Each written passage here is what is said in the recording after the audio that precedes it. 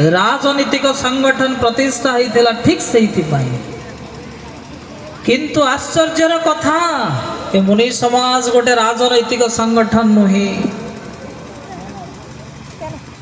मुनि समाज प्रतिष्ठा होती जो उद्देश्य हॉस्पिटल प्रतिष्ठा करा जाइछि किंतु मुनि समाज गोटे हॉस्पिटल नुहे। समस्त धार्मिक अनुष्ठान जो प्रतिष्ठा होता मुनि समाज ठीक से प्रतिष्ठा होती किंतु मुनि समाज कौन सी धार्मिक संगठन नुह। जानती परम प्रियात्मन सुना पंजुरी रे सिकुली मध्य ताउची बंधन। गुरुदेव केड़े सुंदर उदाहरण देले। से दिन गाउली मूसा पाखरे पहुंची जाइए सहरी मूसा। गुरुदेवंकर उदाहरण आपण पढ़िबे मुनि समाज स्थापनार उद्देश्य पुस्तक रेक सद्गुरुदेव निजे 10म महाधिवेशन ले कहउचंती। आ मां सहरी मूसा से जे गाउली मूसा पाखरे सुखिला बरा सुखिला गुलुगुला इत्यादि खाइछि आ ताको भलो लागिनी। आ से मने पकेई कहिछि बंधु थरे सहर को आ देखिबू केते बढ़िया चाकचक्य केते सुंदर खाइबा आ लोभरे पळैछि किए गाउली मूसा। आ जमिति पहुंची सहर रे वाह केड़े सुंदर मालपुआ गरम गरम जिलापी केते मधुर युक्त खाद्य केते स्वादिष्ट चव्य चुष्य लौह पेय सब प्रस्तुत। आ बिचरा गाउली मूसाटी जमिति ता गाँर स्वाधीनता हिसाब रे खाऊची हठात सुबिला म्याओ म्याओ। अरे ये कौन? अरे या घरे बिलेई अछि रे मार दबो। आ हठात दी जण गात भितरे पसी गले। थरु थाए गाउली मूसा सहरी मूसा कहूची अरे बंधु एबे बिलेई पळेई गलाडी चाल आउ थरे खाइबा। भाई जोहार तम सहर को दरकार नहीं मोरे स्वादिष्ट भोजन रूपक पराधीनता मोर दरकार स्वाधीनता। मोर से गारे सुखिला बिस्किट खाइबी आ घर कणर सुखिला मुढ़ी खाइबी हेले पराधीनतार सिकुड़ी रे बंधा हवा को चाहेना। ए मजाब गुलाम मानक ठारू दूरी बापा अंधविश्वास कुसंस्कार को हटेई दबा पाए आपणकर प्रकृत स्वरूप को जागृत करबा पाई सद्गुरुदेव अवतार ग्रहण करथिले। आज एमिति मुनि मान को देखिला परे ए मुनि समाज को देखिला परे काहे कि जानी सदा सर्वदा हृदय कहे आशा थारे शिवा मुनि स्थूल तनु देह धारी ओंकार मंत्र रे प्रणव धुनी रे ओंकार मंत्र रे प्रणव धुनी रे जाऊ ए संसार पूरी आउ थरे सफेरी आशा थारे शिवा मुनि स्थूल तनु देह धारी आशा थारे शिवा मुनि स्थूल तनु देह धारी। आउ थरे हृदय सहित मने पकेबी हे गुरुदेव आउ थरे स्थूल शरीर धरी आस तमर प्रिय शिष्य मानक कुड़े नियो ए भेदभाव सब हटई दियो समस्त आत्मज्ञान रे विलीन ही जानतु। आ जानती से स्वाधीनता को डाक्तर माने कहंती कौन सुस्थता राजनीतिक भाषा रे कुआ जाए स्वराज मतवादी लोकंक भाषा रे कुआ जाए मुक्ति। ये समस्त मला परे केबे हुए ना जीवंत अवस्था रे हुए।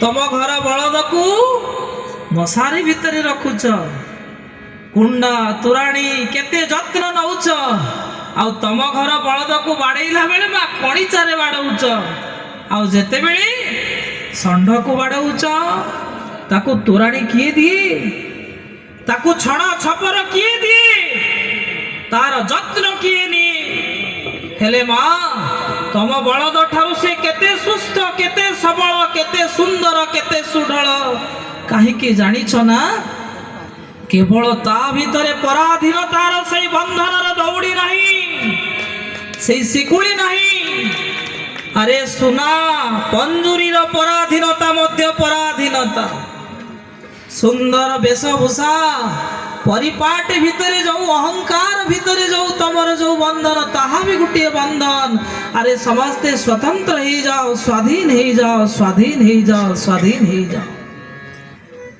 परम कारुणिक सद्गुरुदेव सेमुनि महाराज केड़े सुंदर कथाटी कहिसंती अष्टम एडवर्ड कहानी कहिसंती।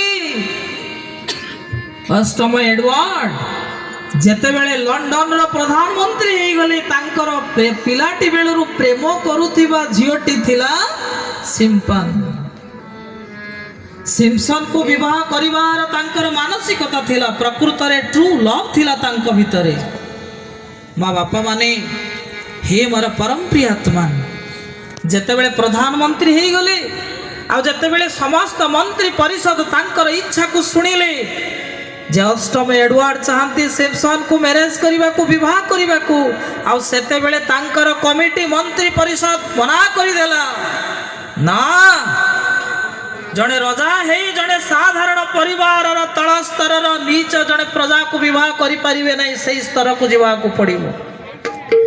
अनेक बुझेबा को चेष्टा करथिले से दिन की अष्टम एडवर्ड हेले मोर माँ बापा भाई भौणी आउ तांका कथा को ग्रहण करा गला नहीं आउ से चिंता कले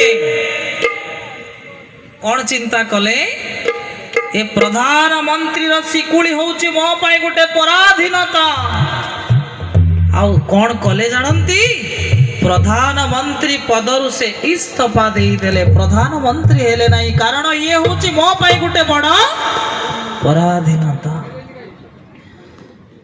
मतवादी माने कौन करंती गुरुदेव उदाहरण देइचंती गिरिधारी रो माँ और बापांक कहानी। बापा कौन कले बहुत परिश्रम करी करी आसिले आसिला परे आसिकिरी डाक पकाउचंती गिरिधारी रो माँ एते परिश्रम हेलानी मो पेट कौन ही जाउची मते दीटा डालमा आलू भर्ता भात टिके बाड़ी दे। अरे अरे एटा केमिति संभव केमिति संभव एटा कारण आज परा पुत्रदा एकादशी तेबे कौन करने को पड़ो। अरे एते तपस्या करी एते पुण्य करी गोटे पुओ को जन्म करी तथापि शुणु एते परिश्रम करी खटी खटी आसी कारण आपण जानती बापा की बापा होची टाण चोपा तले कला शस बापा शब्दटा एते महान सदा सर्वदा सार कहती माँ कहे कि महान जानती ना माँ तीनोटी जगार ता पिला को लालन पालन करे।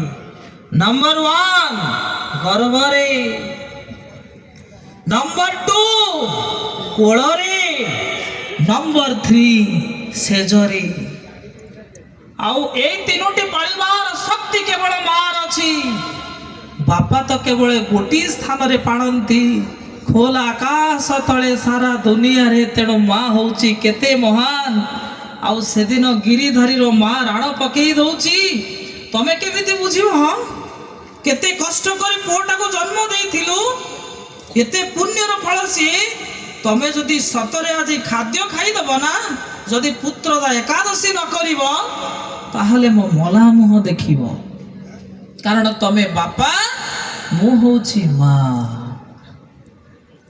माए खोए मीतिका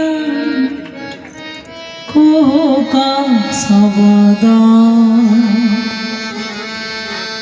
माए खोए मीतिका कोका सबदा लोहाने दिए सी आखिरे गोटे विराट बड़ कूक शब्द होची माँ आ ଆଉ ସେଦିନ ଗିରିଧାରୀର ମା ରାଣ ପକେଇ ଦେଲେ ତମେ ଯଦି ଖାଇଦବ ନା ତାହେଲେ ମୁଁ ମଲା ମୁହଁ ଦେଖିବ। ଆଉ ଗିରିଧାରୀର ବାପା ଆରମ୍ଭ କରିଦେଲେ ପୁତ୍ରଦା ଏକାଦଶୀ।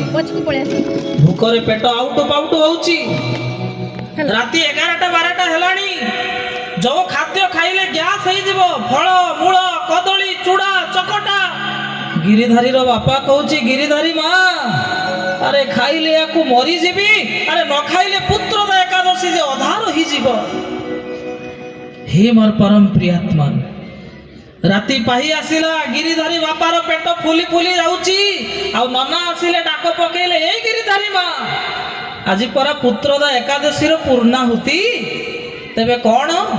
ଆରେ ଅରୁଆ ଅନ୍ନ ହବ, ଭୋଗ ଲାଗିବ। ଆଉ ଗିରିଧାରୀର ବାପା କହୁଛନ୍ତି ଗିରିଧାରୀ ମା ଆରେ ଅରୁଆ ଖାଇଲେ ତୁମ ପେଟର ଗ୍ୟାସଟା ବଢିଯିବ, ଜୀବନ ଚାଲିଯିବ। ଆରେ ମନେ ପକାଉନା ନନା କଣ କହୁଛନ୍ତି? ଆଉ ଏ ପ୍ରସାଦକୁ ନ ଖାଇଲେ ତମର ପୁତ୍ରଦା ଏକାଦଶୀ କେବେ ପୂର୍ଣ୍ଣ ହବ ନାହିଁ। ଆଉ ପେଟରେ ଆଉଟୁ ପାଉଟୁ ହୋଇ ମନେ ପକାଉଛି ମାର ସେଇ ଶବ୍ଦ। ତମେ ଯଦି ସତରେ ପୁତ୍ରଦା ଏକାଦଶୀ ନ କର ମୋ ମଲା ମୁହଁ ଦେଖିବ।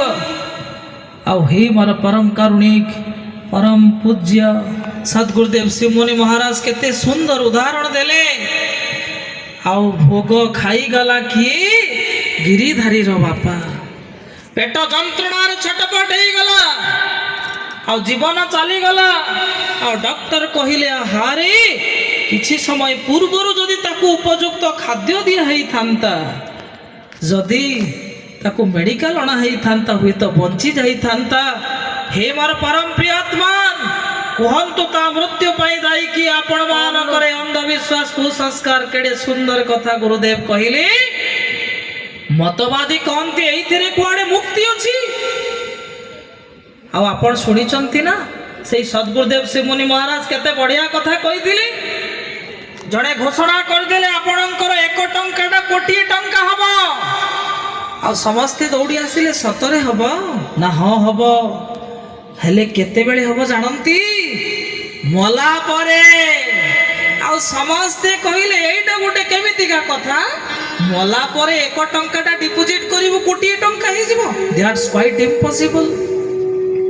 ହେ ମୋର ପରମ ପ୍ରିୟାତ୍ମା, ଏ ଯେତିକି ଉଦାହରଣ ମୁଁ ଦଉଛି ଗୁରୁଦେବଙ୍କର ଉଦାହରଣ, ସମସ୍ତେ ତମେ ସ୍ୱାଧୀନ ହେଇଯାଅ, ସମସ୍ତେ ସ୍ୱତନ୍ତ୍ରତାର ସ୍ୱାଦକୁ ଚାଖ, କାହାରି ପରାଧୀନତା ଭିତରେ ରୁହ ନା।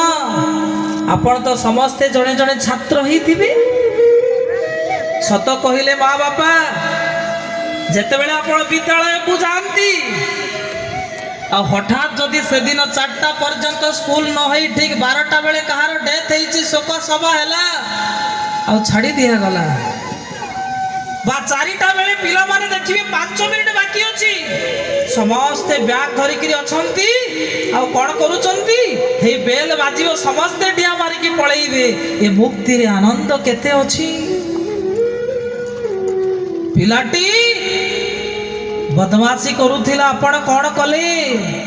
ଧୁ ଧୁ ଖରା ବେଳଟାରେ ମା ଏସି ରୁମ୍ ଭିତରେ ଆଣ୍ଠେଇ ଦେଲେ, ଫ୍ୟାନ୍ ଚାଲିଛି। ଆଉ ଜାଣିଛନ୍ତି ନା ସେ ପିଲା ଦେହରୁ ଗମ ଗମ ଝାଳ ବୋହି ଯାଉଛି। ଆଉ ହଠାତ୍ ବାପା ଆସିଲେ, କ'ଣ ହେଇଛି କିରେ? ନା ଏମିତି କରିଥିଲି ମା ମତେ ଆଣ୍ଠେଇ ଦେଇଛି। ଆରେ ନାଇଁ ନାଇଁ, ତ ଆଣ୍ଠେଇବା ଦଣ୍ଡ ତୋର ମୁକ୍ତ ହେଇଗଲା, ଯା ଏବେ ଖେଳିବୁ। ଯୋଉ ଖରାକୁ ତମେ ନିଜେ ବାହାରି ପାରୁନା, ଯୋଉ ଖରାର ତେଜରେ ତମ ପିଠି ଜଳି ହେଇଯାଉଛି, ସେଇ ଖରାରେ ମା ତମ ସେଦିନର ଆଣ୍ଠେଇଥିବା ପିଲାଟା 5 ମିନିଟର ଆଣ୍ଠେଇବା ସହିପାରିଲାନି। ଆଉ ଧୁ ଧୁ ଖରାରେ ତାତିଲା ବାଲିରେ ଘଣ୍ଟା ଘଣ୍ଟା ଖେଳୁଛି। କାହିଁକି ଜାଣିଛ? 2 ମିନିଟର ଆଣ୍ଠେଇବାକୁ ସେ ଭାବିଥିଲା ମୋ ମା ମତେ ଦଣ୍ଡ ଦେଇଛି, ଏଇଟା ହଉଛି ମୋ ପାଇଁ ଗୋଟେ ବୋଝ। ଆଉ ଏ ତତଲା ବାଲି ଆଉ ସୂର୍ଯ୍ୟର କିରଣକୁ ସେ ଭାବୁଛି ମୁଁ ଖେଳୁଛି। ଆଉ ଖେଳ ତ ସବୁବେଳେ ମଜା ଦିଏ, ଆନନ୍ଦ ଦିଏ। ଏ ସଂସାରର ପ୍ରତ୍ୟେକଟି କର୍ମକୁ ତମେ ଖେଳ ବୋଲି ଭାବ ମୋର ମା ବାପା ଭାଇ ଭଉଣୀ। गुरुदेव कहते हे मोर परम प्रिय शिष्य शिष्य, आप सब लोग एक एक शिव मुनि बन जाओ।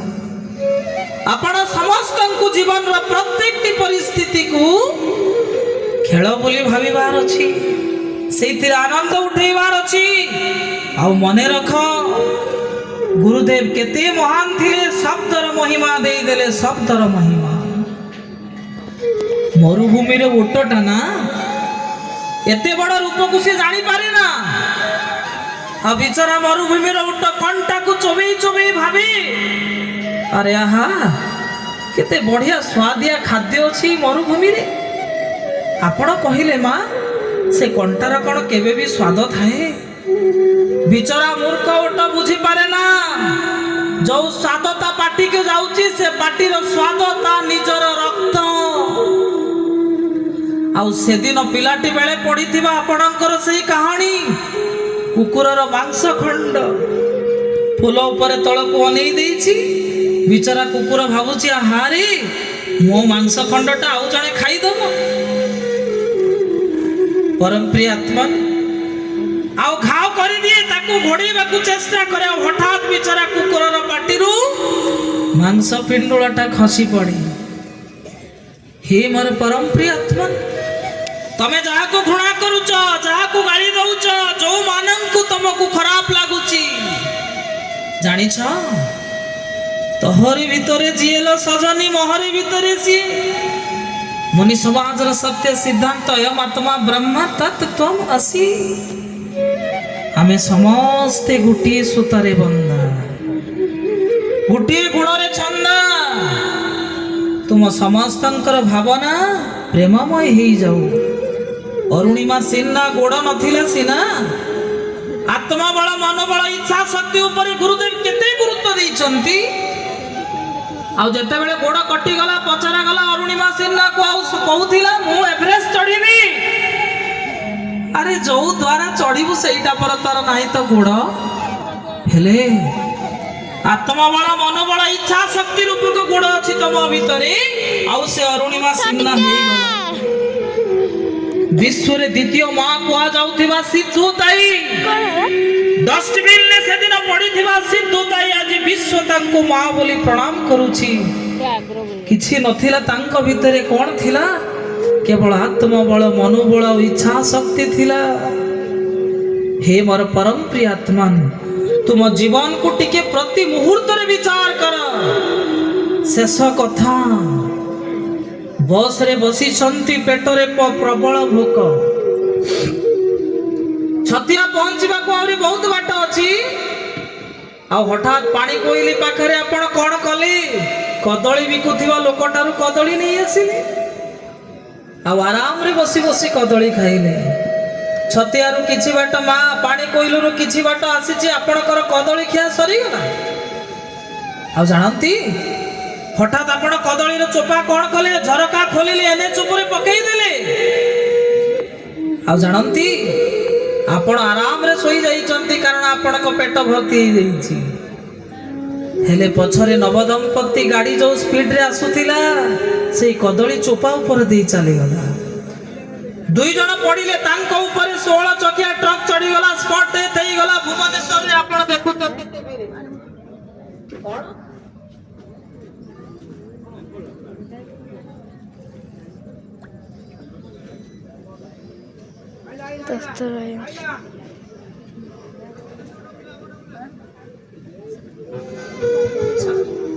हेलो, प्रेम से बोली सदगुरुदेव शिवमुनि महाराज की।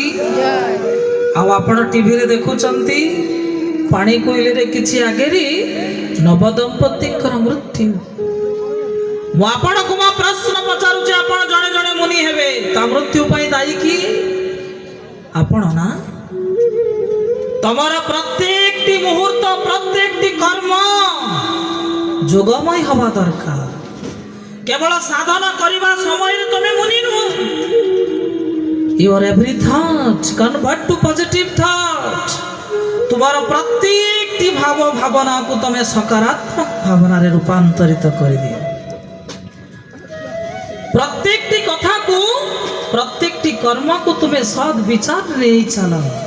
सेहिति पई तो सद्गुरुदेव देले कौन भावना। भावना रे एते शक्ति, ये पार्टी रे एते शक्ति, ये शब्द रे एते महिमा।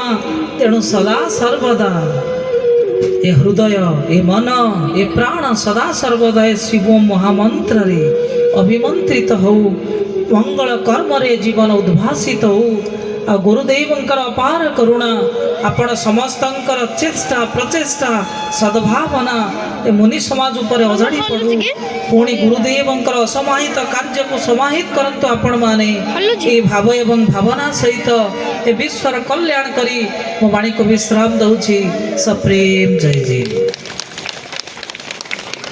बापा फुल्लड़ रेकर्डिंग बंद कर।